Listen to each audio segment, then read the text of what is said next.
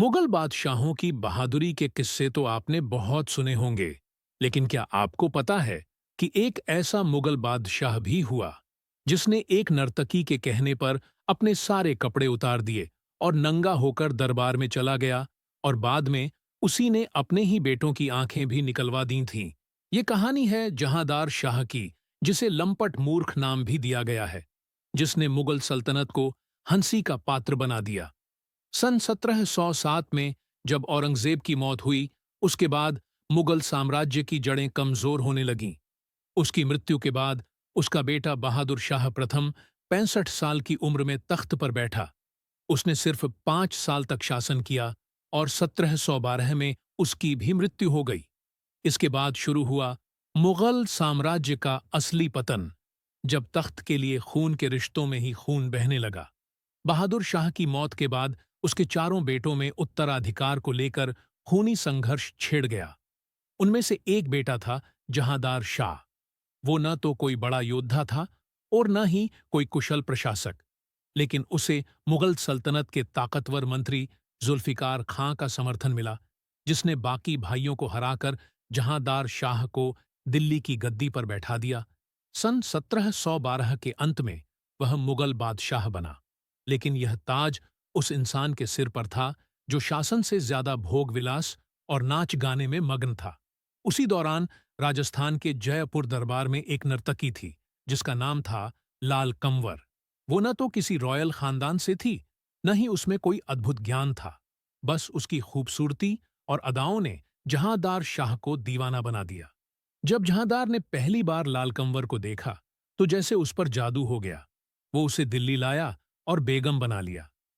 एक नर्तकी को बादशाह की बेगम बना देना उस समय की राजनीति और प्रतिष्ठा के लिए सीधा तमाचा था। लाल कंवर की एक सहेली भी थी जिसका नाम जोहरान बाई था। वो सब्जी की रेहद्दी लगाती थी। उसको भी बाद में लाल कंवर के कहने पर मुगलिया हरम की प्रधान बना दिया था, और फिर जो हुआ उसने मुगल इतिहास को शर्मसार कर दिया। एक बार जहांदार शाह दरबार में जाने की तैयारी कर रहा था। तभी लाल कंवर ने मजाक में कहा कि बादशाह सलामत, आज जरा कुछ नया कीजिए। क्यों ना आज आप बिना कपड़े के दरबार में चलिए। और जो सुनने में मजाक लगता है, जहांदार शाह ने उसे हकीकत बना दिया। उसने सब कपड़े उतार फेंके और बिल्कुल नग्न होकर दरबार में जा पहुंचा। दरबारी सिपाही वजीर सब स्तब्ध रह गए। एक पल तो किसी को कुछ समझ ही नहीं आया कि ये हो क्या रहा है।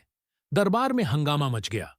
तब बादशाह शर्मिंदा होकर लौटा और लाल कंवर से बोला कि दरबार में तो सबने हल्ला कर दिया।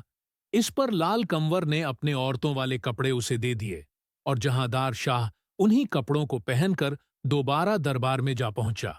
और ये दिन मुगल इतिहास के सबसे शर्मनाक दिनों में दर्ज हो गया, जब एक मुगल बादशाह स्त्री वेश में दरबार में बैठा। लेकिन उसकी मूर्खता यहीं बंद नहीं हुई। जहांदार शाह की कई बेगमें थीं और उनमें से एक के 2 बड़े बेटे भी थे, लेकिन लाल कंवर को वो दोनों पसंद नहीं था। उसे डर था कि अगर कभी उन बेटों में से कोई गद्दी पर बैठ गया तो उसका और उसके होने वाले बेटे का क्या होगा। इसलिए उसने जहांदार शाह के कान भरे कि ये दोनों मुझे गलत नजरों से देखते हैं। और जहांदार शाह, जो पहले ही लाल कंवर के इशारों पर नाच रहा था, उसने बिना किसी जांच के दोनों बेटों की आंखें निकलवा दीं। एक बाप जो बादशाह होने के बाद भी एक नर्तकी की बात पर अपने बेटों को अंधा करवा देता है। लेकिन वक्त पलटता है अगले ही साल 1713 में। जहांदार शाह का भतीजा फर्रुखसियर, जिसने बिहार और बंगाल की ताकतवर सेना को साथ लेकर दिल्ली पर चढ़ाई कर दी, और जुल्फिकार खान, वही ताकतवर मंत्री जिसने जहांदार शाह को गद्दी दिलवाई थी, अब हार गया। फर्रुखसियर ने जहांदार शाह को बंदी बना लिया और पहले आगरा के पास कैद रखा। फिर उसे बेरहमी से मारा गया। कुछ इतिहासकार मानते हैं कि उसे धीरे धीरे झर देकर मारा गया, तो कुछ कहते हैं कि उसका गला घोंट दिया गया।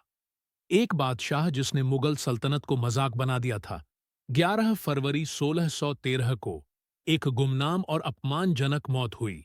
प्रसिद्ध इतिहासकार इरादात खां ने जहांदार शाह को लंपट मूर्ख नाम दिया, और उसने अपनी किताब में जहांदार और लाल कंवर के अय्याशी और मूर्खता से भरे अनेक किस्से लिखे।